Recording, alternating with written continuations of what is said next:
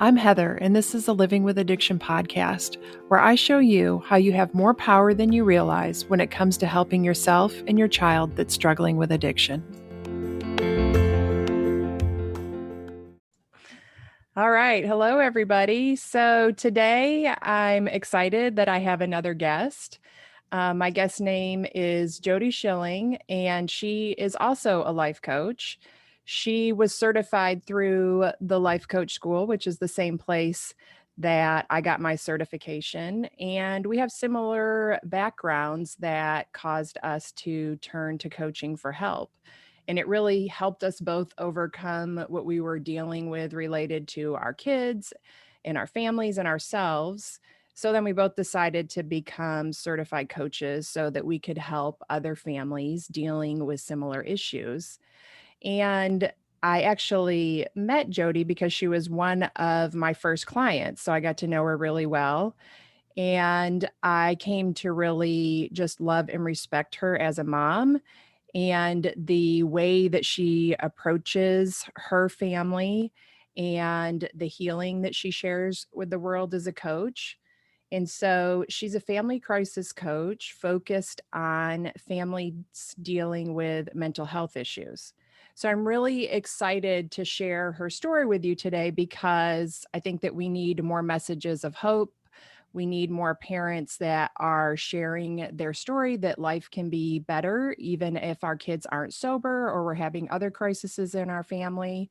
You know, we still have ups and downs, but we can still have stability and joy in our lives. So, Jodi, can you tell us a little bit about your background, like what you've dealt with in your family and, how, coaching has helped you with that? Yes, I will. And thank you so much for having me, Heather. I'm Thank really you. excited to be here today. My story really, I have four kids. And so it really starts with my kids having diagnosis pretty early on. Um, there was some controversy even at the time about having diagnosis of bipolar disorder with at age 5 for one of my kids, for example. And I also we have, as a family, experienced autism and really significant anxiety, debilitating anxiety, depression, even suicidality over the years. And so, with the four kids and having different diagnoses with each of the kids, and then having kids who were more neurotypical and not having the mental health part, and of course trying to stay married through all of that. Yeah. um, we just as a family seemed to, for a long time, it seemed that there was just one crisis after another that that we were dealing with as a family. And I just really look back on that time, and I tell a different story now than I used to tell about it. After coaching, Yes. coaching really helped me just decide that thinking of our family as being kind of having to be victimized, I guess, by having crisis after crisis or being impacted by that wasn't a story that served me very well. So coaching Right. really helped me change that story around, and it not only helped me see that we were really resilient as a family while we were going through all of that when I didn't think we were doing well at all. Yeah. But that then it kind of empowered me to then um, deal with the ongoing, like you said, we continue to have our ups and downs and we can't control when the next crisis hits. But Right. I'm just much more, I feel, equipped to, Yes. yeah, to handle going forward. So, and that just like you said, that complete kind of empowerment, and I know that word is used a lot, but it really was an empowerment change for me. So to be able Hmm. to feel like I was empowered, then that's when I felt like I have to share this with all the other moms who have had suffered like we did. Right. And I felt so compelled to Yes. teach it and share it with everyone else. Like every mom needs to that's going through any struggle with their kids, suffering and in pain, needs to know these tools and be able to, like you said, experience some joy is still possible, even Right. as we're going through life. So hard things in life. Yeah. Yeah, and life just never stops throwing curveballs at us. And so once we have kind of, learned to use these tools in our life, even though more curveballs keep coming, we can apply these same things to all of these issues that come up. So you're definitely an example of all of these different things that are going on in your family. And I think that, I've talked about some my before and after in a couple of different episodes on my podcast. And, there's like each one of those issues that you mentioned could create a lot of pressure on their own, but you're dealing with all of them, intermittently or maybe even sometimes all at once, and you've used coaching to help you manage that. So, can you talk a little bit about the before and after, like some of the specific changes that like kind of how you approached it before and how you would approach it now? Right. I think back when I was dealing with, I'll just share an example. If one of my kids, for example, needed to be hospitalized, that was really one of the big kind of events when you have a child that has to have inpatient care. Mhm. And I I think that the to compare the before and after, the way that I handled it then, I would just be in what we would call survival mode or crisis mode, Yeah. but I would be barely functioning. And I think the Mhm. reason that I would be in this barely functioning mode was because I was fighting the reality. I was still trying Yes. to, like I was still trying to control everything. And I thought kind of in it was an a thinking error at the time, which I wasn't aware of, but I really thought that this was the solution, like get this perfect, like get this, to advocate at the hospital, get this treatment right, and so I really would have this almost unrealistic expectation that this hospitalization was going to solve the problem. Yes. And Yep. so I think there was those two things. It was a thinking error that I didn't know. I just wasn't aware that I was fighting reality so hard and having that expectation, but then also that survival mode kind of way of being was it was all encompassing of my emotional energy, and I didn't have any sense of taking care of myself at all,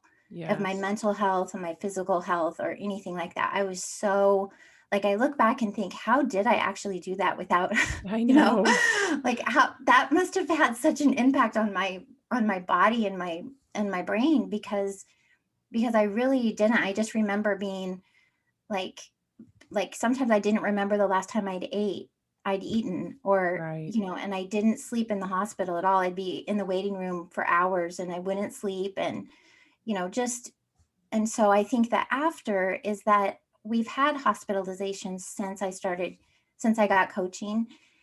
We've had other crises come up that I now have this sense of I'm not fighting reality, that I can be very factual about what's happening. I can, as we say, check the facts and, Yes.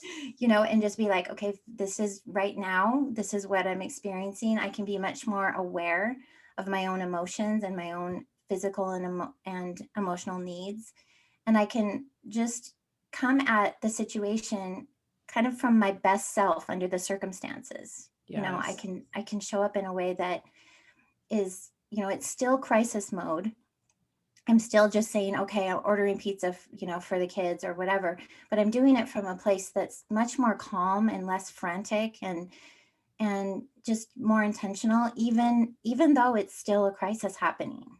Does that make Yes. sense? Yeah, absolutely. And I mean, just from working with you, one of the things that I was able to witness is that even when you were going through a hard time, you had that calm clarity and you approached everything from love instead of fear. And I think that that's a huge transition to move into. Like, it's a shift that you can feel within yourself when you make it, and you have more confidence in your decisions. And so it was always impressive to watch that in action with you, that you were able to approach situations with all of that. And I think that it makes a huge difference in how it feels for your family too. Definitely, definitely. And I'm glad you bring up the idea of love being kind of the driver in any situation. I think when we show up, I always think, what would love do? I love to ask myself Yes, that question me and too. and think, okay, because then you can be loving to the child who's suffering the most, and you can Yes, be loving to the rest of the family and your husband or your partner, and you can be loving to yourself. And I think yes, that's the other after that I really had, was that there's enough love to go around for everyone. And yes. that was a difference for me for sure. Yeah, and it just feels so different than when you're Hmm. approaching everything from fear. And but I think that it takes some confidence in yourself, that has to be built through working through things that were when to shift into doing things from that love approach. But it's Hmm. really amazing when it starts to come together and you can experience the difference in just even your interaction, the energy between you and your kids and your family, and the compassion that you can have for yourself as well. For sure. So, something that I haven't shared much about, but I know is something that most families who have more than one child face is that, you get focused on just one child, whoever is currently in crisis, and you feel like your other kids are falling through the cracks or you're failing as a mom, which is just another pressure on top of an already, a pressure cooker situation. So, how do you deal with that now so that you feel better, or as good as possible about how you show up as a mom now? Yeah. Yeah, I think that is such a big, that with the moms that I work with particularly, because my focus is on families, and the family kind of takes on a role. Everybody in the family takes on a role, I think, in a Mm, crisis. yeah. And so I think the mom feels like her role is to take care of everybody. And if there is one particular family member that's really in the throes of the biggest crisis, the challenge is then how to, like, make sure that you're not neglecting the rest of the family. That's the biggest thing on our mind as a Yeah. mom trying to do all that. And so you're kind of in an impossible situation in some ways Right. to you feel like you're at your capacity emotionally to just Yes. cope with what the situation is. So you don't feel like you have enough. It is a definite kind of scarcity place. And what Mhm. I've learned and what I do now is I recognize that each person has their role, and that they're going to cope in their own way, and that that's okay in the crisis situation. It's okay that some of the kids will withdraw and some will need to interact more. And just knowing that each of the kids has their own needs, and that I, in any given moment, can be aware of that. And even I think the idea that like I can't be just like when the kids were little and we weren't in a crisis. I couldn't hold all four of them at once physically in my arms. Right. I mean, not well anyway. um, but I could still like have eye contact with one across the room while I was feeding one, and I could still make that connection in a way that they still knew that I love them. And Right. just there's just a mentality about being in a crisis as a family, that that it's temporary or that it's cyclical. And so Mhm. it's also knowing that this is the really hard time, and we're all dealing with it in our own way. And I still can connect with everybody right now. Zach needs me the most, but then in 2 hours, I can connect with Janelle, and I am texting with Kylie or whatever. Each of them has a way to connect with me, and it's different for each of them, and that's okay. And so Yes. those are some of the ways that it helps me right now anyway. And I think the biggest one that you mentioned was just keeping in mind that this is temporary, because when we're in crisis mode, it feels like this is never going to end. The pressure's Yes. never going to let up. And I think just even the thought that it's going to last forever, even with when we feel like a negative emotion, that thought that it's going to last Yes. forever makes it even that much more painful. Mhm. Yeah, so that's a great point, or something really good to remember, that this is temporary. It's not going to last forever. And so also this, like you mentioned, impacts our marriage as well, which I do have experience with. And so, it was hard for me for a long time, like you mentioned, being at your maximum emotional capacity, because when you didn't have a way to deal with things, and when I didn't really have a way to deal or process, I was just very numb and I wanted to be left alone. On one hand, I really wanted to go be a good wife, but on the other hand, and I wanted that connection, but I didn't have the emotional capacity to create that for myself. And so I would always feel guilty about that too, that I'm dealing with so much that I can't go be a good wife, even though I want to. So, how have you, changed your approach as far as, showing up as the wife you want to be as well? Yes. I think that when I think about my marriage and the kind of the journey that we've been on with going through all of these different things as a family, and then thinking about my relationship with my husband as kind of a part of that, but also separate. And I think that recognizing that there's a time for our marriage to take a priority, and then there's a time for the family situation to be the priority, and to be able to hold both of those, and to be able to say, um, I don't have to neglect one at the expense of the other, or focus on one at the expense of the other, that I can have both, but that it's going to feel different at different times. Mhm. And I think the nature of relationships, the thought that relationships change and that's okay, has really helped me with my marriage, because we got married very young Yeah. and we went right into crisis mode with kids. And we had a lot through those times. I will tell you, we had a lot of times where we really disagreed about parenting. Mm. And especially with kids who struggle with mental health, sometimes, and I don't mean to characterize men in general this way, but female brains and male brains are different. And Right. so males tend to be very like, fix the problem now, just, whatever, like, tell her to toughen up, or tell him to, Yes. like, just take care of. It's like very cut and dry, black and white kind of approach. And also, I think for us as moms, a lot of us will be very kind of research oriented, and we'll have a lot of information. And so then that also can make, and at least in my situation, my husband, I think, often felt like, well, you're the expert on it, you just take it on, because you know all the rest of, all that information.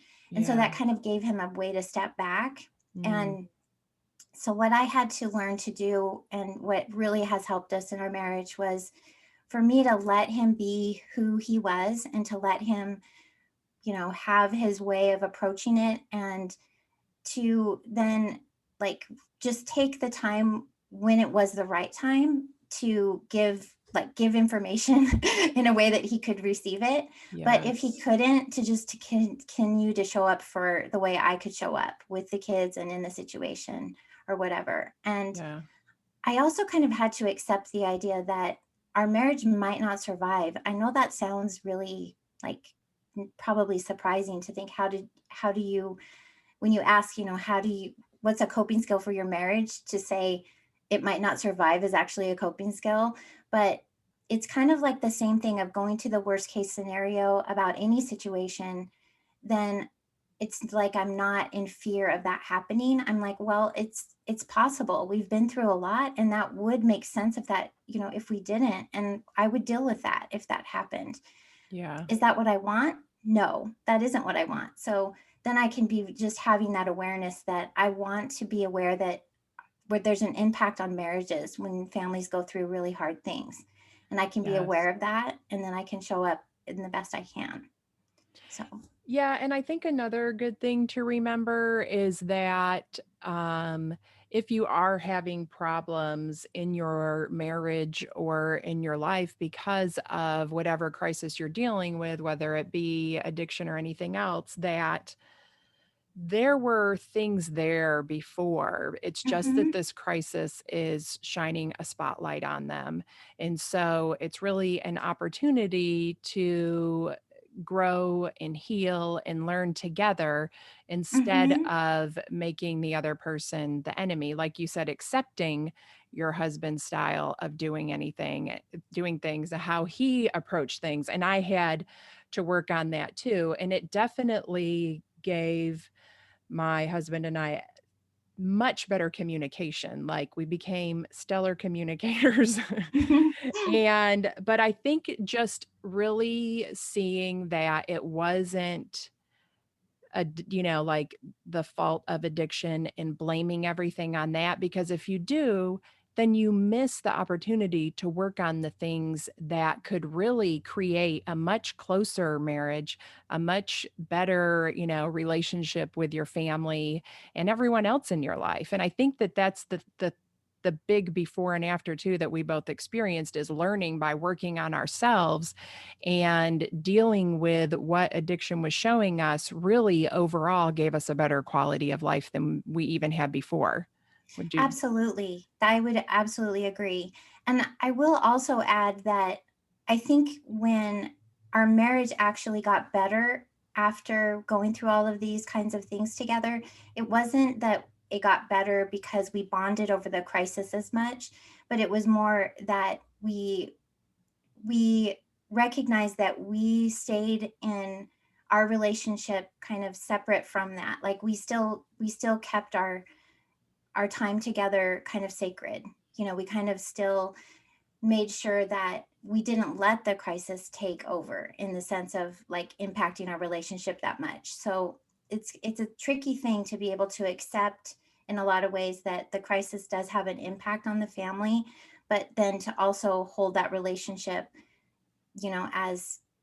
as solid as you can hold it. So that's also something I think that I recognize because there were definitely times when I think back before coaching where I was totally ready to say, this is way too hard. And, we, just kind of like letting everything go, like the Yes. marriage, everything, just kind of like wanting to give power to whatever the crisis was. Yes. Yeah, and I just wanna add, like, I am divorced, but it didn't have anything to do with my daughter's addiction, but we did go through a period of where our marriage did get closer because we were working on things because of the pressure that her addiction put on it. It just ended up in the long run that we just were not compatible, but we were still able to leave our marriage, like, being good friends and never fighting and still really supporting and respecting each other, which is something that all of this work gave both of us. So even if things don't work out the way we want them to, we can still leave a situation gracefully. Yeah, just another way that these Mm-hmm. tools help us Mm-hmm. through our life. So I also want to talk about coaching is definitely meant to help us have a lot more better days, more tools to handle things with, a higher quality of life. But there's just those days that, w- you know, they're just going to be bad days. Mm-hmm. And what do you do for yourself on those days that are just really bad? Yeah, I'm really glad you're mentioning this because I do think that there's kind of a mentality sometimes where we get the coaching tools and we apply them and then we're so excited to share them. I know I do this with my clients too, where I want to share them and it's almost like this big rosy picture like once you understand these tools and you use them, then you don't have those really bad days. And Yeah. I definitely have had them and had, I would say, more of them recently, actually. And what I do, I honestly, I mean, on the worst of the days, because I've learned to allow emotion, I used to try to suppress emotion Me and I too. didn't really let myself feel, cry, cry and scream and just really express whatever I was feeling, even if it was not pretty. And now I really let myself do that. And I personally, I like to be like, I like to go for a drive sometimes and do it safely, but just, listen to music and recognize that I need to let these emotions process through. Mhm. And so for me to go on a drive all by myself and listen to music and just let myself cry and cry, just Yes. bawling. Yeah. Sometimes I have to pull over because of the tears, but so I can see. But really, I mean, just that's it. I mean, I will cry hard on the Mhm. bad days, and there's something cleansing about it. I used to think that it was not okay to do that. It felt like I was kind of out of control.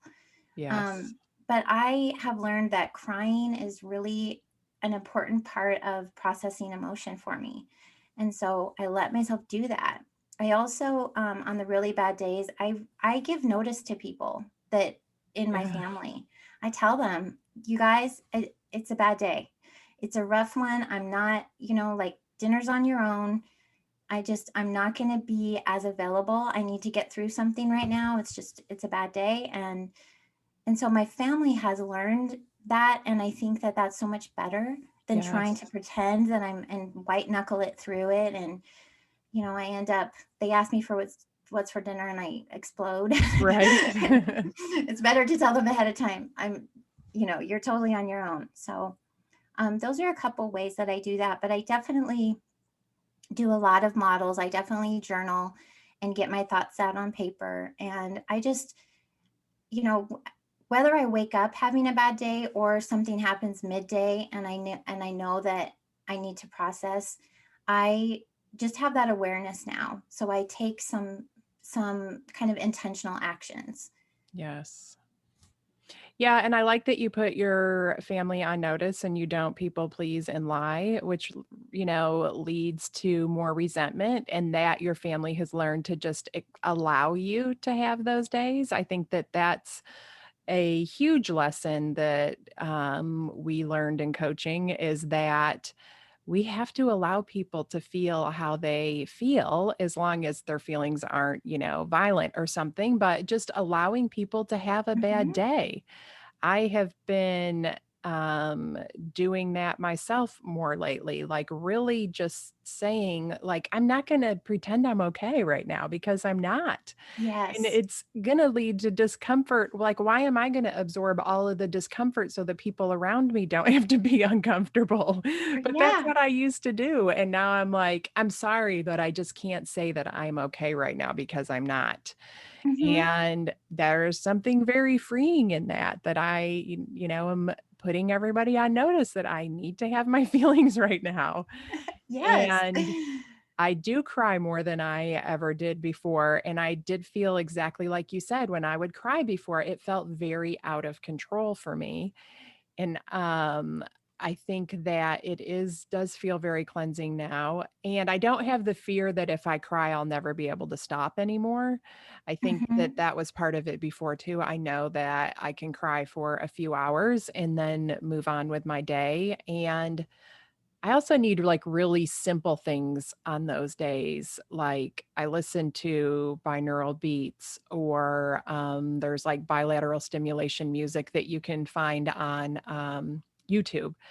And that really just helps get my brain back like in focus and kind of helps keep me calm because there's sometimes I feel like I do love to meditate and do energy work and stuff, but I can't like, I need something to get me there sometimes even, and so having things like that to fall on, there's tons of guided meditations on YouTube, and, like, I do a lot of writing and models like you talked about as well, but I think that having just some really simple go-to rituals Yes. that makes it so easy because it's almost like like when I'm going to go walk at my favorite place, it's like I can breathe when I get in the car to go there to walk. It's like my body just knows what's about to happen.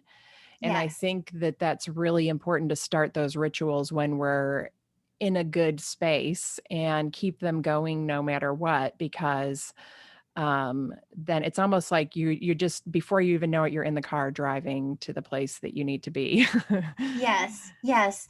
I didn't say this, but I also feel like on my bad days, I try to make sure that I nourish myself in a way Yes. that, and so I remember, and I do have this thought now that I didn't have in my before coaching and, now in my after model, but I give myself that self-compassion that is, just to remember I need water. I need Yes. to go on my walk like I normally try to walk every day. And so this isn't the day to not do my walk.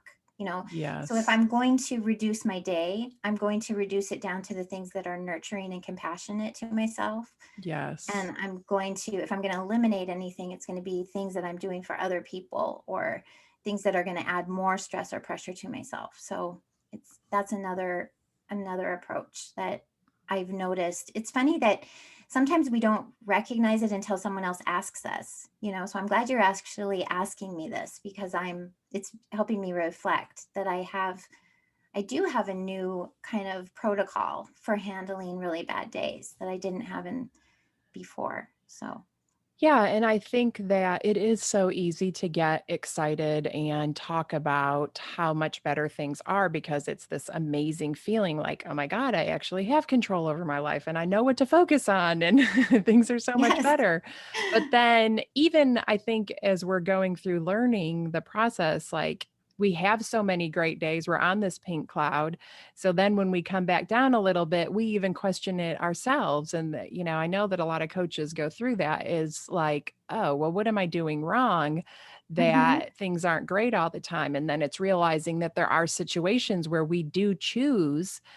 I wouldn't want to choose happy thoughts about this situation. I do see my choice and I am choosing not to be happy right now. I'm choosing to grieve this. I'm choosing to own that this sucks. And Yes, so there's even a freedom in owning those choices. for sure. For Yeah. sure.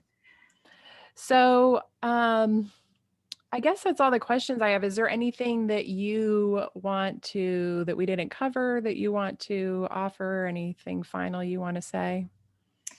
I would just add, we did touch on it a little bit, but I really would add that I think the biggest mind shift change that I think is the most useful for moms who see their kids suffering and in pain, whether it's with their mental health or addiction. I've also experienced addiction with one of my kids as well, and I think the biggest mind shift for me was was that acceptance. And I know that Mhm. it's such a hard one, to say, how can we really say that we want to accept that our child is in pain?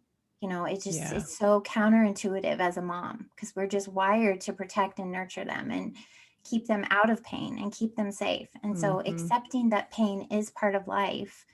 And then really from there saying, okay, this is what is happening right now. Like this is a factual thing, but how do I show up from there, from here, like knowing this is happening, I can still have some agency over the way I show up to it. And Yes. that's what just was the biggest thing for me, just to accept and then from there show up with love. that's Yes. that's what we can do. Yes, I totally agree with you. And it does feel wrong to accept this reality. But, I'm going through something else right now. And I'm going through the same process I went through when I learned about my daughter's addiction. And so at least right now I can say when I'm ready to see things differently, I know what I need to do. But I'm also holding space for myself that this feels shitty right now. And I'm just going to Yes, allow that for now. But yes, I feel so lucky that I know this and I'm like, okay, I have the skills that I need when I'm ready. And Mhm. acceptance is one of them because I'm feeling very resistant, and that resistance causes us more pain. So I'm glad that you brought that up because acceptance is the key. And it doesn't mean that we um, agree with it or that Right. it's what we want, but it just means we're going to work with what we have to work with instead of working against it. So I think that's a great point. So, if anybody wants to get in touch with you, and I will put this in the show notes as well, but how do people find you? There's a couple of ways. I think the easiest is just my website because everything is accessible from there. But right now it's reallifelifecoach.com. And I have my podcast there. The Family Crisis podcast is my podcast that I started about the same time I think you started yours. Yeah. And and then there's also some resources there. And if moms would want to work with me, there's a coaching page that talks about my coaching program also. So everything's on the website. Okay, good. And I will put that in the show notes so that people know exactly where to go look. And I really appreciate your time today. I think that this was great information, especially there's some things that I can't speak to, like, what it's like dealing with other kids. And I know that there's families that are listening that have other kids and they've, are feeling the way that you felt before too. So I really appreciate you being here today, and I will be back next week with another topic. Thank you. Thank you, Heather.